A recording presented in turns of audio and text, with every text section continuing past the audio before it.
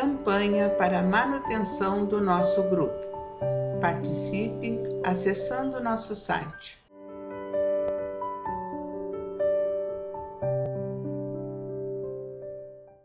Olá, estamos mais uma vez aqui para dar prosseguimento à leitura do nosso livro Missionários da Luz, A Vida no Mundo Espiritual, André Luiz, nosso espírito querido, e na psicografia do nosso querido saudoso Francisco Cândido Xavier. Saúdos, trabalhadores, amigos, simpatizantes do Grupo Espírita Francisco Xavier, vem acompanhando todos os nossos trabalhos. Continue acessando o nosso canal, dando sempre que possível uma curtida. Hoje nós vamos ler a terceira e última parte do capítulo 12, que tem um nome Preparação de Experiências. André está naquele tipo laboratório, né? Aprendendo sobre reencarnação. Lá ele assistiu, né? Já está assistindo os projetos, né? Como assistiu um projeto de um irmão que vem com um defeito na perna, que eu comentei até que vai ser o freio. Muito interessante os modelos que estão lá, tanto masculino como feminino, né? Com toda a estrutura do corpo humano. Muito lindo isso, né? Então, tá, vamos lá. Ele conversava com Manassés, né? Que é o irmão, que é um dos responsáveis também para essa preparação. Então ele diz assim: nenhum dos que tenho visto partir, embora os méritos de que se encontravam revestidos, escolheram formas irrepreensíveis quanto às linhas exteriores. Solicitaram providências em favor da existência sadia, preocupando-se com a resistência, equilíbrio, durabilidade e fortaleza do instrumento que os deveria servir, mas pediram medidas tendentes a lhes atenuar o magnetismo pessoal em caráter provisório, evitando-se-lhes a apresentação física muito primorosa, ocultando assim a beleza de suas almas para eficiente garantia de suas tarefas. Assim procedem, porquanto, vivendo na maioria das criaturas no jogo das aparências, quando na crosta planetária incumbir-se-iam eles próprios de esmagar os missionários do bem, se lhes conhecessem as verdadeiras condições por meio das vibrações destruidoras da inveja, do despeito, da antipatia gratuita e das disputas injustificáveis. Em vista disso, os trabalhadores conscientes, na maioria das vezes, organizam seus trabalhos em moldes exteriores menos graciosos, fugindo por antecipação ao influxo das paixões devastadoras das almas em desequilíbrio. Vejam só que bonita essa parte, né? Não querem chamar atenção para não causar também vibrações negativas, né? Porque a beleza demais a gente sabe o que atrai, né, meus irmãos? Então aqui espíritos com consciência, né? Como aquele caso do rapaz que nós lemos na última vez, na segunda parte, que ele pediu vir com a deficiência na perna, que aquilo iria incomodar muito ao longo do tempo, que é um freio para ele, né? Vamos continuar. Entendi a extensão do esclarecimento e meditava na grandeza dos princípios espirituais que regem a experiência humana, quando Manassés acrescentou após longa pausa: as mentes juvenis, quais crianças do mundo, brincam com o fogo das emoções. Todavia, os espíritos amadurecidos, normalmente, quando chegam à situação de completistas, abandonam toda a experiência que o possa distrair no caminho da realização da vontade divina. Aquele completista, né, explicaram para André o que é, né? Então, aquele que vem, né, faz todas as coisas certinhas, né? Inclusive o tempo que tem que ficar aqui, ele não ameniza, né? Ele procura viver no bem. É o homem de bem, né, que está lá no capítulo 17 do Evangelho segundo o Espiritismo, né? O capítulo 17 é muito interessante, que fala do homem de bem e dos bons espíritas, né? Que a gente, às vezes, de vez em quando, tem que abrir lá para dar uma lidinha, para se lembrar de todos aqueles detalhes, né? Vamos continuar. Em seguida, convidado pelo meu novo amigo, penetrei numa das dependências consagradas ao serviço de desenho.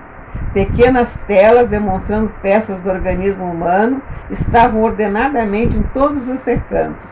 Tinha a impressão fiel de que me encontrava num grande centro de anatomistas, cercado de auxiliares competentes e operosos. Espalhavam-se desenhos de membros, tecidos, glândulas, fibras, órgãos de todos os feitios e para todos os gostos. Como sabe, observou Manassés, cuidadoso, no serviço de recapitulação ou de tarefas especializadas na superfície do globo, a reencarnação nunca pode ser vulgar. Para isso, trabalham aqui centenas de técnicos em questões de embriologia e biologia, em geral, no sentido de orientar as experiências individuais do futuro de quantos irmãos se ligam a nós no esforço coletivo. Sentindo espontânea veneração, contemplei os servidores que se inclinavam atenciosos, arquitetando o porvir de muitos companheiros. Como era complexa a oportunidade de renascer, que atividades intensas exigia dos benfeitores espirituais. Ao meu gosto de estranheza, respondeu Manassés numa síntese expressiva. Você não ignora que os homens ainda selvagens ou semi-selvagens, embora utilizando os recursos sempre sagrados da natureza, edifiquem suas habitações em moldes mais simples e rudimentares. Todavia, o homem que já atingiu certo padrão de ideal, desenvolvendo faculdades superiores, construi o lar, organizando plantas prévias, indicando o quadro interior extremamente movimentado, acrescentou sorridente. Não estamos aqui senão cogitando igualmente de projetos para futuras habitações carnais. O corpo humano não deixa de ser a mais importante moradia para nós outros, quando compelidos à permanência na costa. Não podemos esquecer o próprio Divino Mestre classificava-o como o templo do Senhor. Olha que coisa bem abençoada e bem esclarecedora. O templo do Senhor, Jesus falava. E o reino de Deus a gente constrói nesse templo, lá no interior dele. Né? Não está longe esse reino. É só a gente ter boa vontade, firmeza de caráter, equilíbrio, que nós vamos construir um reino magnífico. Né, meus amados? Sempre conectado com a grandeza do nosso Criador. Né? Muito linda essa explicação mesmo que ele colocou, lembrando, né, que o mestre dizia. Muito interessante, né? Os moldes, tudo projetado, que coisa bem abençoada. Por isso que o nosso corpo é perfeito, né? O mecanismo dos nossos órgãos, tudo, né? É lindo, lindo, né? Vamos continuar. Impressionado, segui atenciosamente os trabalhos em curso. Dispunha-nos a seguir adiante quando uma irmã de porte muito respeitável se aproximou, saudando Manassés afetuosamente. Ele respondeu com gentileza e apresentou-me. É a nossa irmã Anacleta. Cumprimentei-a, sentindo-lhe a simpatia pessoal. Trata-se de uma das nossas trabalhadoras mais corajosas, acentuou o funcionário do trabalho de informações. A senhora sorriu, algo contrafeita, por se ver focalizada na opinião franca do companheiro. Todavia, Manassés, com o otimismo que era característico, prosseguiu. Imagine que voltará à esfera do globo em breves dias, em tarefa de profunda abnegação, por 4 entidades que há mais de 40 anos se debatem em regiões abismais das zonas inferiores. Ela vem fazer uma tarefa. Que maravilha, vejam só, bem abnegada. Aí ela respondeu, né? Não vejo nisso abnegação alguma, atalhou a senhora sorrindo. Cumprirei tão somente um dever. Olha que coisa linda. E fixando-me desassombrada, serena, asseverou: as mães que não completarem a obra de amor que o pai lhes confiou junto dos filhos amados, devem ser bastante fortes para recomeçar os serviços imperfeitos. Esse é o meu caso. Não se deve mencionar sacrifício onde exista apenas obrigação. Ela vai ser uma mãe, né? É uma mãe abnegada. Como a gente percebe em várias situações, que são as mães que vão lá, né? Para trazer os seus filhos para se aperfeiçoarem, para continuar sua caminhada, né? O próprio André, né? A mãe intercedeu em tantas coisas com ele, né? Muito lindo, né? Impressionava-me a história daquela irmã despretensiosa e simpática. E por isso mesmo animei-me a perguntar: regressará então dentro em breve? De qualquer maneira, sua resolução traduz devotamento e bondade. Não posso esquecer que também minha mãe voltou ao círculo da carne, tangida por sublime dedicação. Lembra até que eu comentei da outra vez, ela vem, né, para ser mãe do marido com as duas moças, né, que ele mantinha contato, né, tinha um relacionamento fora do casamento. E ela vem abnegada como essa aqui, aceitar o marido e as duas amantes, vamos dizer assim, como filhas dela. Olha que coisa bem abençoada. Notei que os olhos dela se encheram de lágrimas discretas que não chegaram a cair.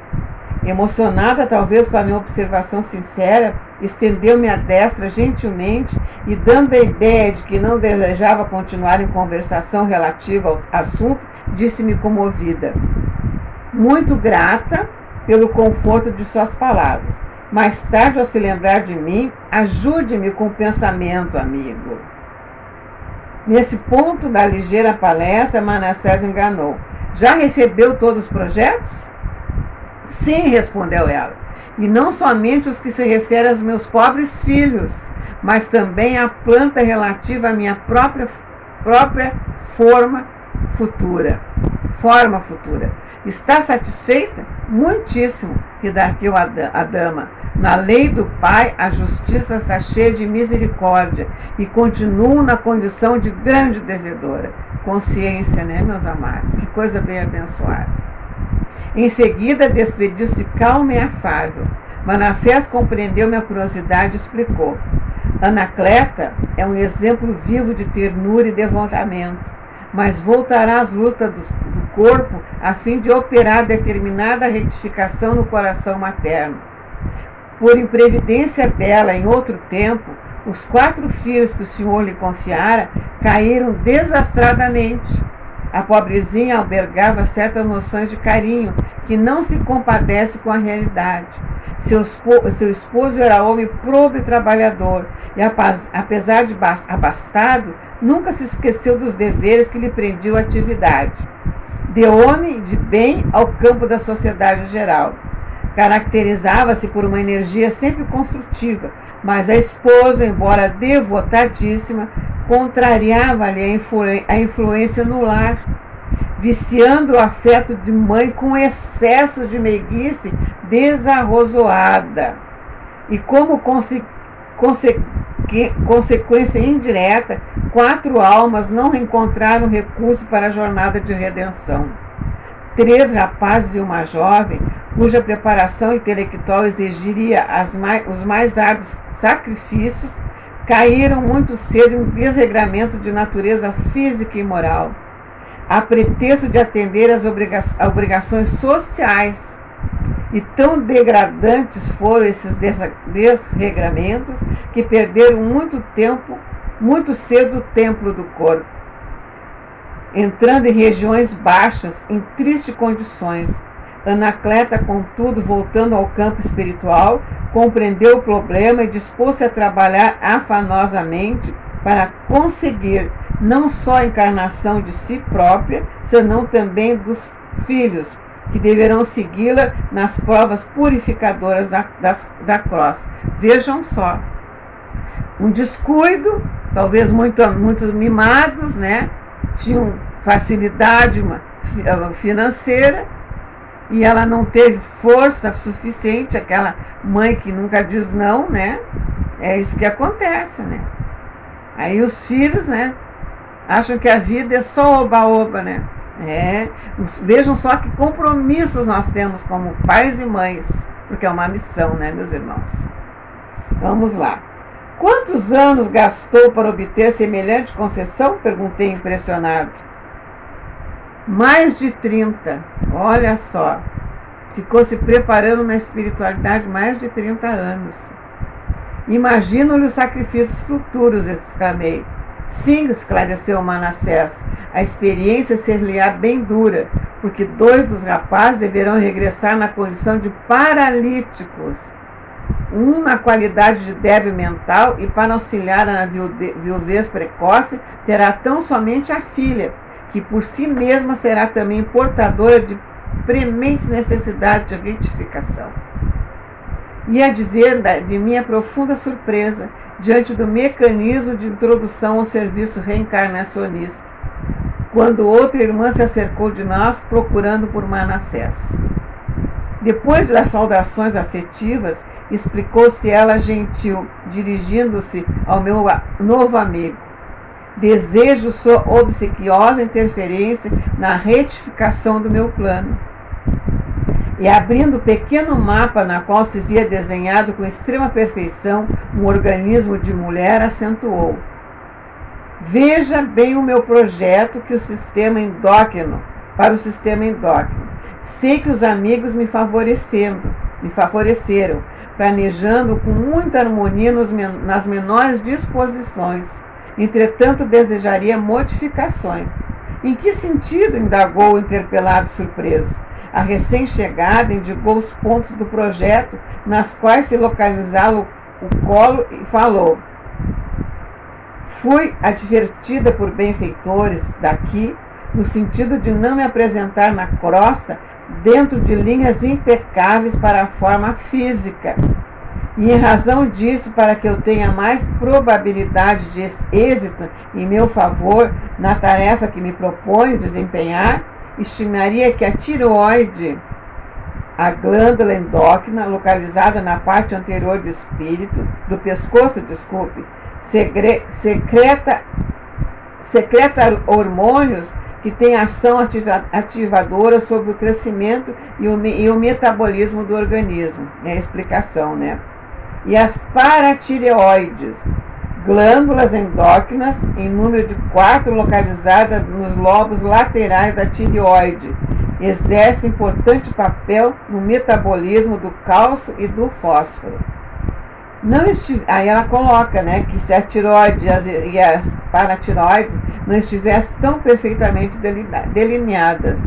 Como sabe Manassés, minha tarefa não será fácil. Devo reaver um patrimônio espiritual de grandes proporções. Preciso fugir de grandes possibilidades de queda. E a perfeita harmonia física me perturbaria as atividades. Vejam. Um novo companheiro endereçou-lhe expressivo olhar e disse-lhe: tem razão, a sedução carnal é imenso perigo, não só para aqueles que emitem a sua influenciação, como também para quantos a recebem. Mais uma questão da beleza, né? Prefiro a fealdade corpórea, tornou ela. Não estou interessada num corpo de Vênus. Vênus é a deusa do amor, né? E sim na redenção de meu espírito para a eternidade. Olha que abnegação, né? Que consciência, né? Manassés prometeu interpor os seus bons ofícios e tão logo se despediu da nova interlocutora, passou a mostrar-me as mais interessantes figurações de órgãos do corpo humano. Admirava, tomado de profunda impressão, aqueles gráficos numerosos que se alinhavam com absoluta ordem, demonstrando o cuidado espiritual que precede o serviço de reencarnações, quanto o meu amigo ponderou. Também ela, vamos fazer um parênteses aqui, ela veio pedindo também um freio. Não queria ser bonita demais, não queria ser linda, né, para não chamar atenção e não se desviar ela mesma, né? Porque o que acontece? A vibração, né? Quando a gente vê uma mulher bonita, um homem bonito, como é que a gente imagina, olha, né? E nem todo mundo olha com os bons olhos. A gente pensa que são bons olhos, né? Mas olha a vibração de cobiça e outras coisas, né? Então, é de se pensar bem isso, né? Vejam só a consciência desses espíritos, né? Que eles vêm com a missão de fazer uma tarefa, ainda tem que se cuidar para não ser, né, veículo de atrações sexuais, né? Vamos continuar, que está bem interessante, né? A medicina humana será muito diferente no futuro, quando a ciência puder compreender a extensão e complexidade dos fatores mentais no campo das moléstias do corpo físico. Muito raramente não se encontram as afecções diretamente relacionadas com o psiquismo. Todos os órgãos são subordinados à ascendência moral. As preocupações excessivas com sintomas patológicos aumentam as enfermidades. As grandes emoções podem curar o corpo ou aniquilá-lo. É verdade. Se isso pode acontecer na esfera de atividades vulgares das lutas físicas, imagine no campo enorme de observações que nos oferece o plano espiritual, para onde se transfere todos os dias milhares de almas desencarnadas em lamentáveis condições de desequilíbrio da mente. O médico do porvir conhecerá semelhantes verdades e não circunscreverá na ação profissional ao simples fornecimento de indicações técnicas, dirigindo-se muito mais nos trabalhos curativos às providências espirituais, nas quais o amor cristão representa o maior papel. Muito lindo isso aqui, né, meus irmãos?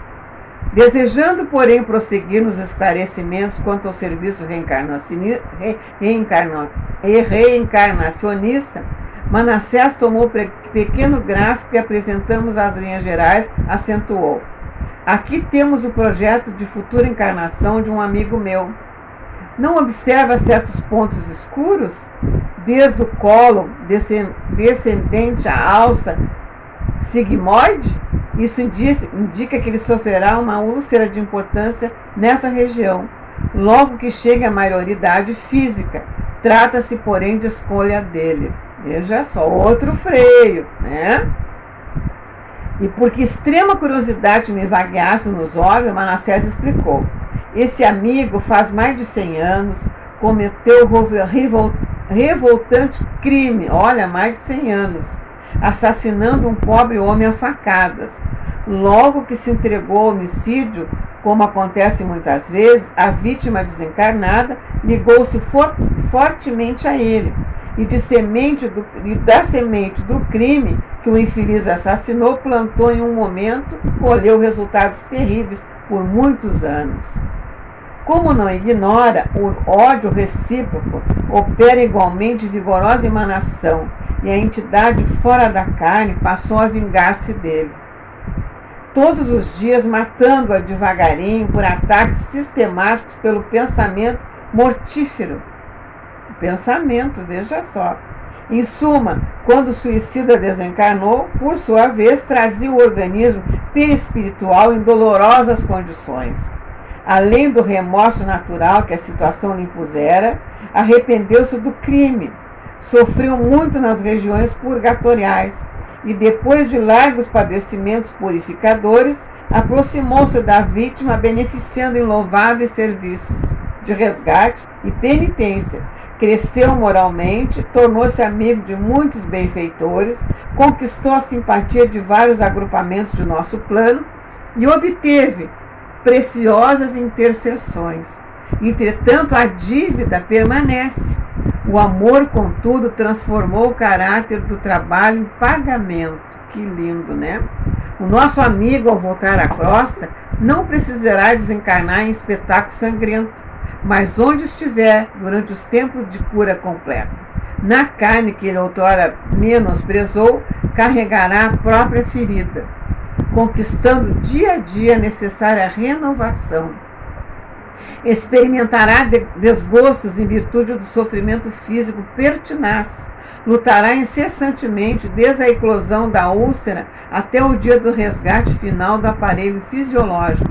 Entretanto, se souber manter-se fiel ao a compromissos novos, terá atingido mais tarde a plena libertação. Que coisa bem abençoada, né?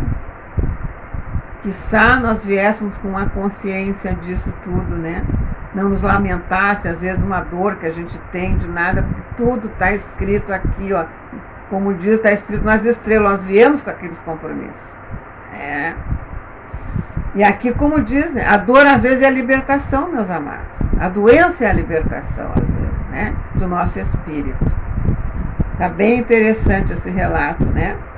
Enquanto fixava no projeto minha melhor atenção, Manassés continuava. Segundo observamos, a justiça se cumpre sempre, mas logo que se dispõe o espírito à precisa transformação no Senhor, atenua-se o rigorismo do processo redentor. O próprio Pedro nos lembrou há muitos séculos que o amor cobre a multidão de pecados. É verdade. Como temos que aprender esse amor, né? É verdade, porque aqui está bem claro, né? Foi palavras do Pedro. O amor cobre a multidão de pecados. Por isso que a gente tem que aprender muito esse amor fraternal, como Jesus nos ensinou, né, meus irmãos? Examinei impressionado a planta educativa e, porque não encontrasse palavras bastante claras para pintar minha admiração, silenciei comovidamente. Compreendendo o meu estado de alma, o companheiro continuou. São inúmeros os projetos de corpos futuros em nossos setores de serviço. Depreende-se da maioria deles que todos os enfermos na carne são almas em trabalho da ingente conquista de si próprias. São nossas conquistas, não é conquista de ninguém, né? Ninguém vai conquistar aquilo que nós trabalhamos para conquistar. Somos nós mesmos, né? Muito lindo, né? Ninguém trai a vontade de Deus nos processos evolutivos, sem graves tarefas de reparação. E todos os que tentam enganar a natureza, quadro legítimo das leis divinas, acabam por enganar a si mesmo. Verdade. A vida é uma sinfonia perfeita quando procuramos desafiná-la no circo das notas que devemos emitir para a sua máxima glorificação. Somos compelidos a estacionar em pesado serviço de recomposição da harmonia quebrada.